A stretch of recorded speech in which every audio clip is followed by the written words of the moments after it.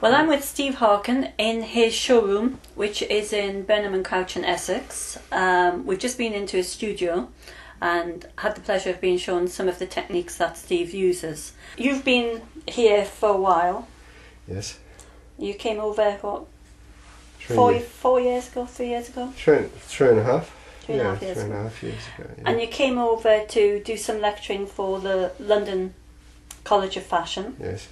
Because you were rather renowned for some fairly outstanding designs. Thank you. Yeah, I had a fairly good reputation in Australia as a designer, maker, craftsperson, and then I went to Italy after I'd done my course because I actually had some very good response to the type of thing that I had been doing in Australia from Chanel and Ferragamo. And then I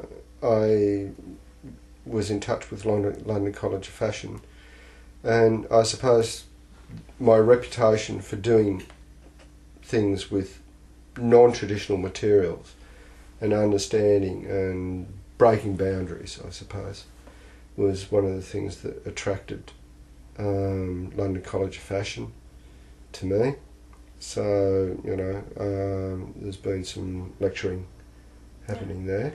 Fantastic. Now, what we do have is, we're very lucky because these are actually pieces which are in collections, in museums. Yeah. And we have got, this is just, well, it takes your breath away. It is absolutely amazing. Can I just ask, this is not a leather bag on here. No. This is anodized aluminium, the same as you do the Muse handles from. Yeah. Why would a leather museum want an anodized aluminium bag? I'm not too sure, but I think that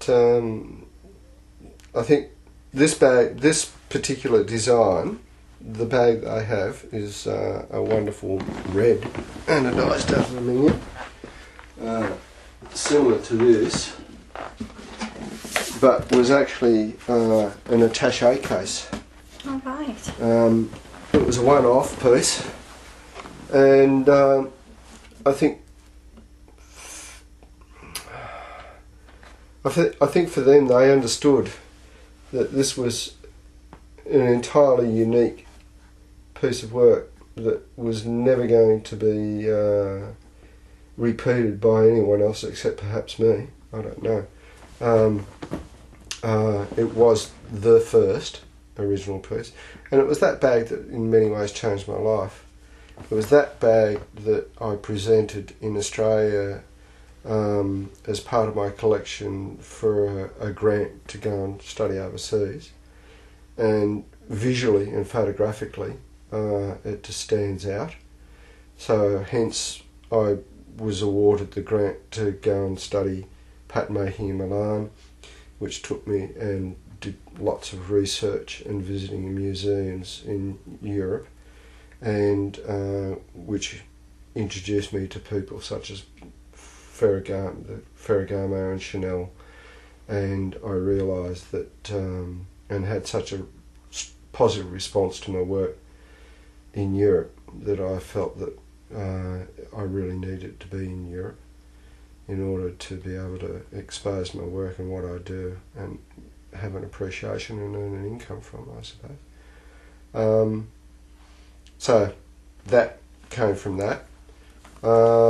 It's absolutely amazing. I will say, I can understand that the Leather Museum would want it because actually the inside is beautiful suede and it is leather gusseted. Yes. There is something else. But I'm afraid because it's a black interior, the camera won't pick that up so well. But it is absolutely amazing. Can I just say the thing that shocked me? That's not heavy. It's metal. It's not heavy. No.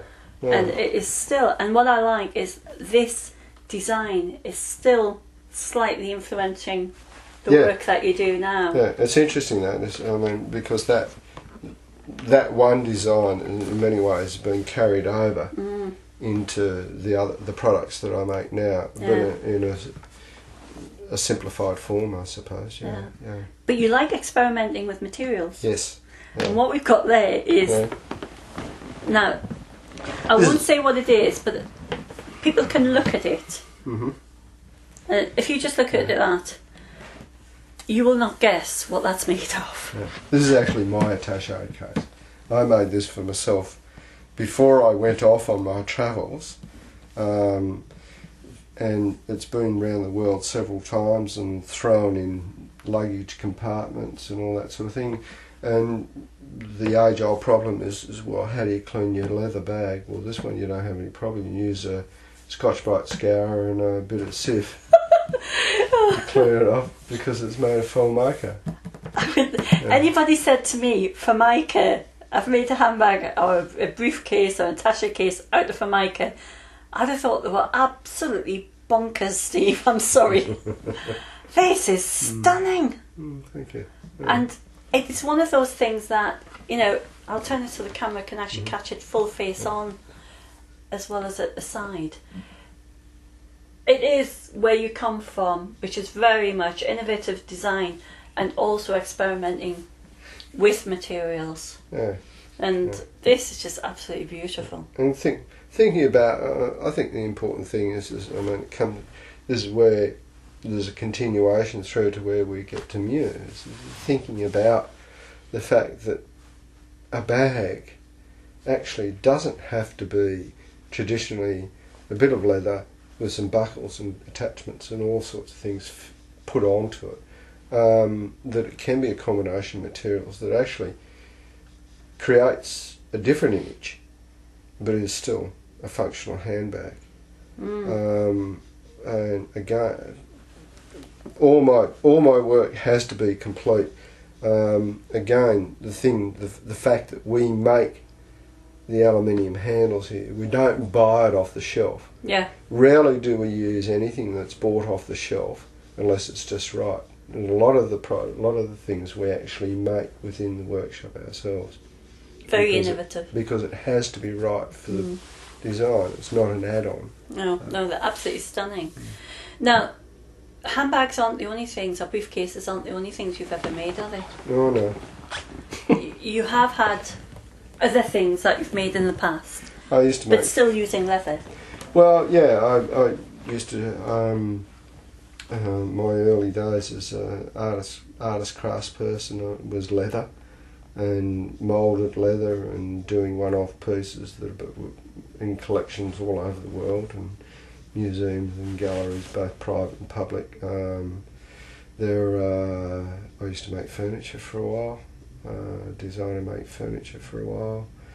I've got to say this about why, because people do ask me, why handbags?